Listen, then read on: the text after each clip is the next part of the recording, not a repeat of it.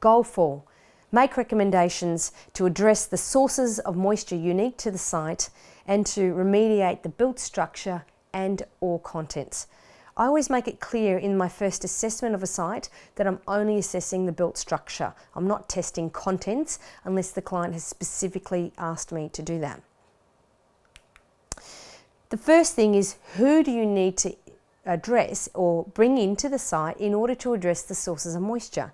And they will be everyone from a licensed plumber or a roof technician, especially if you see that the roof is compromised or if there's positive fall into the roof void, drainage related problems, roof guttering issues, downpipes, all of those things are important, or even a specialist engineer to determine if the stormwater system is adequate for that particular house. A drainage expert or hydrologist I often refer clients to, because you can see water pooling around the house. They live on a slope or at the bottom of a hill, and it's just a disaster because there's positive fall of moisture going towards the house instead of away from the house. The other one, of course, is a HVAC technician, so heating, ventilation, air conditioning technician or a ventilation engineer. In order to service the split system is really important that it's done regularly and it's serviced and it's adequate for that size in that room. A waterproof membrane consultant. Now, if there's any cracks in the walls of the house, and based on the age of the house, I would state that I suspect that the waterproof membrane is compromised, and in order to assess that, get a specialist waterproof membrane consultant. I never say your waterproof membrane is broken or compromised. I'm not a specialist in that area, so be careful in your language, especially if you're writing it in the report. I would state you need a waterproof membrane consultant to test and assess this. A building inspector, as soon as you see cracks and in the building, of course, a building inspector is important to assess the structural integrity of the house. You may, if you've had a recent event, obviously storm damage, the SES insurance company, a recent event, water damage restorer, a double ICRC mould remediation technician. The problem is that, as I've mentioned in the course, is that the business or the owners of the restoration company might have done the double ICRC mould remediation course, but the technicians who are actually doing the work and cleaning the house have never done the course. That's a problem. So I say to all my clients, whatever you do, make sure that they show you their technician's card on site before they do the job. And it looks something like this. So they're applied microbial remediation technician and also water damage restoration, that they're certified by the double ICRC. Even having said this, clients who do this, what I've found from experience is, if they've been a cleaner for a long time and they've been restoring houses and remediation for a long time, they do the course, they get the certification, and then they go back to old habits and they don't even comply with what their double ICRC training is. Half of the problem is that when they do the course, they do 3 days, they do a test at the end, they've had no time to consolidate the information, and they just go back to old habits. So it's a big problem. We do have a segment on just mould remediation by Evie in this course, so it's important that you watch that, and more importantly, get the double ICRC S520 and read it, because that's best practice. Just because they're double ICRC accredited doesn't mean they follow it, so that's why it's part of your reading material. In terms of mould remediation, to determine what to do with the built structure and contents, you need to establish whether the material is condition 1, 2, 3, and you also need to establish the porosity of the material. The first thing you want to do is physically remove any visible mould and settled spores and clean surfaces. Now, if there's visible mould on porous surfaces or semi-porous surfaces, the general rule of thumb is to discard it and get rid of it.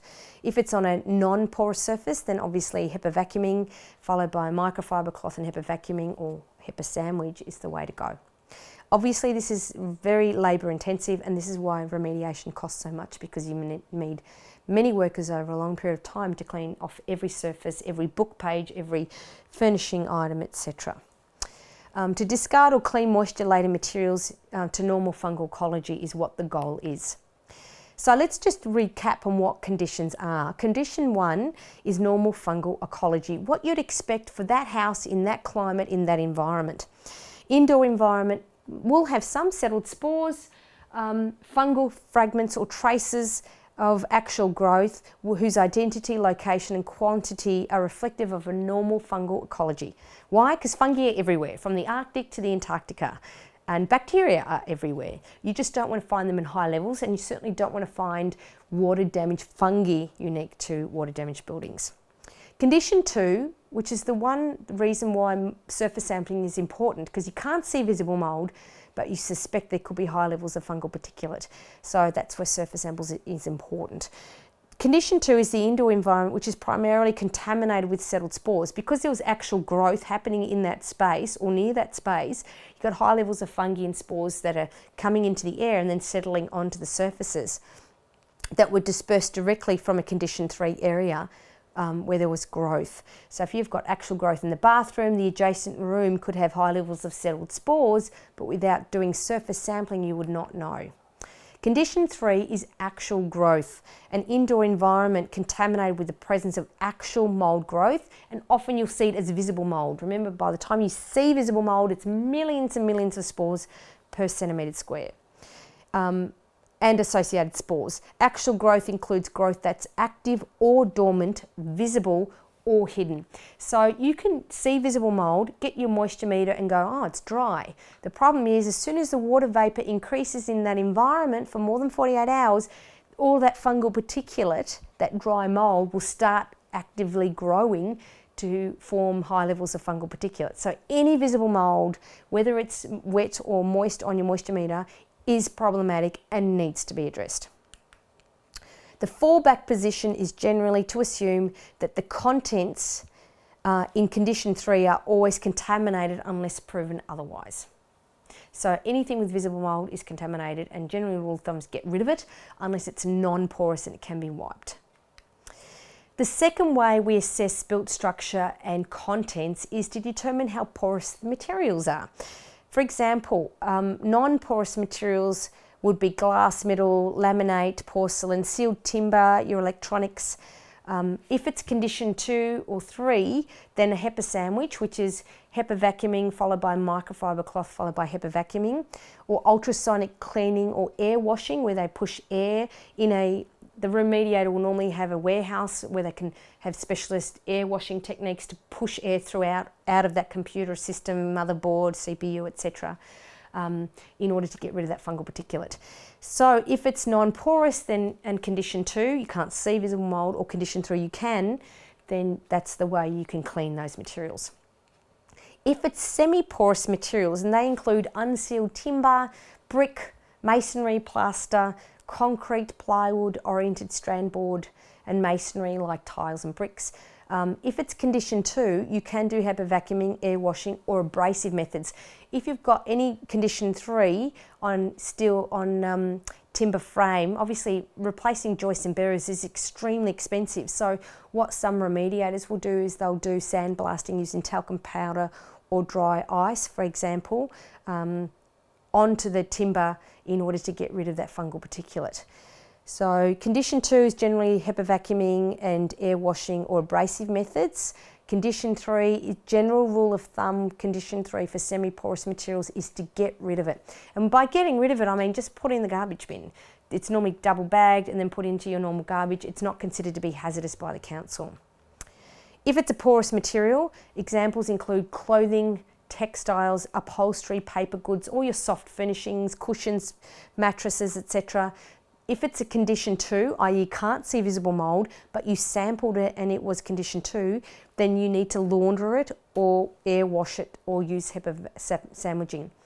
For example, if you want to test the clothes in a closet, rather than sampling each bit of clothes and spending $70, $80 on an air sample, on a surface sample, I would close the door for a period of an hour or so, go in, then set up my air sample, and then do an air sample. Before I do that, I just gently go like that with the clothes, so I'm creating a disturbed sample. So any fungal particulate becomes airborne, and take one air sample in the closet with the door closed.